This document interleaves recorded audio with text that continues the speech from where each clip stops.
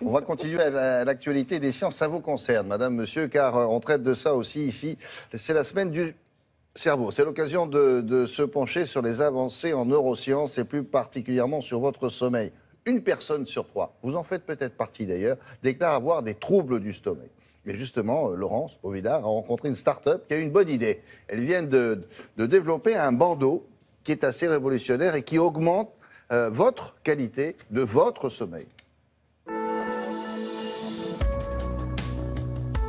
24 ans, 65 employés, une société qui a déjà 2 ans. Hugo Mercier et son cofondateur ont eu une bonne idée. Un bandeau qui améliore le sommeil. Le sommeil, un sujet qui intéresse un adulte sur 3. Concrètement, on mesure l'activité cérébrale de la personne par une technique qu'on appelle l'électroencéphalogramme, donc on mesure l'activité électrique du cerveau. Et à partir de cette information-là, on va être capable de déterminer très précisément dans quelle phase de sommeil la personne se trouve. Et à l'abord du sommeil profond, qui est une phase assez critique du sommeil, c'est pendant cette phase-là que le corps, le cerveau et les muscles vont se réparer et récupérer de la journée, eh bien on va venir faire un procédé de stimulation sonore. Donc on va envoyer des petits sons très brefs, de manière assez synchronisée avec certains éléments qu'on va détecter dans l'activité cérébrale.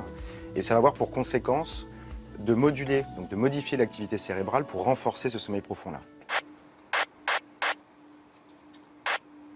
Donc ces petits sons-là vont venir en fait éclairer, allumer certains neurones, ce qui va permettre au cerveau de générer plus d'ondes lentes. C'est en fait ce qui est à l'origine du sommeil profond. Et donc en venant allumer ces neurones plusieurs fois à des moments très particuliers de la nuit, eh ben, on va réussir à booster et à renforcer cette activité en sommeil profond.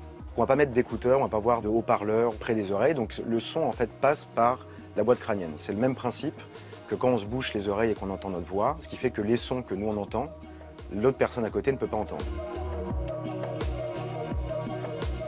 Quand on met un réveil, le réveil ne va pas savoir où en est notre cerveau de la nuit. Donc il va nous réveiller à une heure précise.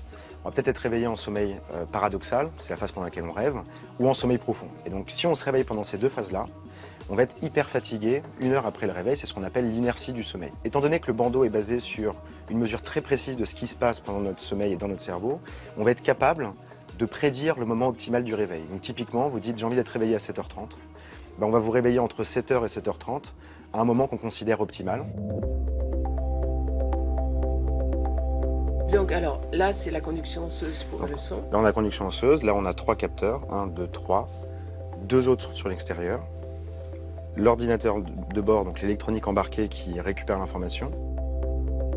On a 500 utilisateurs qui utilisent notre produit assez souvent. On a des personnes qui vont se sentir par exemple plus en forme au réveil, qui vont être moins fatiguées par exemple en début d'après-midi, qui vont être plus endurantes pendant leur session de sport. Donc ça, c'est les retours qu'on a pu avoir des utilisateurs. Aujourd'hui, l'insomnie pure, à savoir j'ai du mal à m'endormir, je mets du temps à m'endormir, on n'agit pas vraiment dessus puisque le bandeau va commencer à être actif en sommeil léger ou avant le sommeil profond, donc une fois qu'on s'est endormi. Un autre type d'insomnie en revanche sur lequel on peut avoir un effet qui est l'insomnie de maintien, c'est-à-dire des personnes qui vont se réveiller pendant la nuit et à ce moment-là, en fait, le fait d'induire du sommeil profond et de rester en sommeil profond va pouvoir maintenir la personne plus longtemps en sommeil et éviter qu'elle se réveille. Les jeunes ingénieurs de cette société travaillent en collaboration avec l'Institut du cerveau et de la moelle épinière, les services de recherche des armées et les services de pathologie du sommeil de l'Hôtel-Dieu de Paris. Car il existe une corrélation entre le sommeil profond et certaines pathologies comme Alzheimer, Parkinson et même la dépression. Et donc ce bandeau pourrait devenir un outil non seulement de recherche mais également de traitement.